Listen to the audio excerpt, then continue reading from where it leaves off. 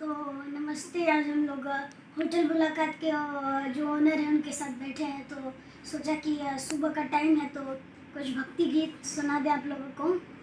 अरे की बहनल रहो नहीं हरवाए मैया, अरे की बहनल रहो सहा सूरवा, बहनल रहो नहीं हरवाए मैया, बनल रहो सहा सूरवा, आहे ओइसन बरवा दिहा तू ए मैया, बनल रहो से नूरवा, बनल रहो नहीं हरवाए मैया, बनल रहो सहा सूरवा, बनल रहो नहीं हरवाए मैया, बनल रहो सहा सूरवा, आहे ओइसन बरवा दिहा तुए मैया, बनल रहो से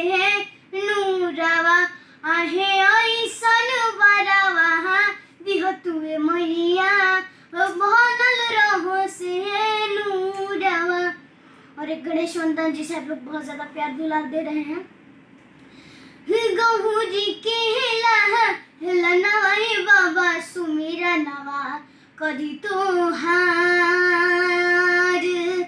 गहुरी के नवाई बाबा सुमीरा नवा करी तोहार, सुमीरा नवा करी तोहार, सुमीरा नवा करी तोहार,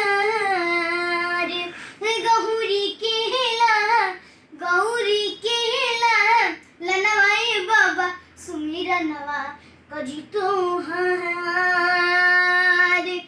गौरी केला लनवाई बाबा सुमीरा नवा करी तोहार, हथिया के सुर पला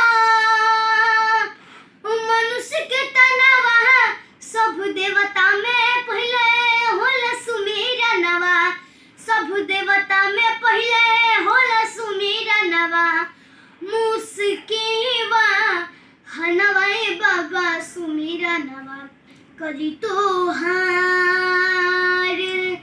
गौरी केला लनवाए बाबा सुमीरा नवा करी तोहार।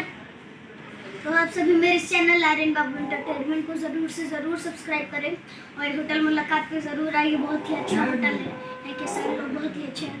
तो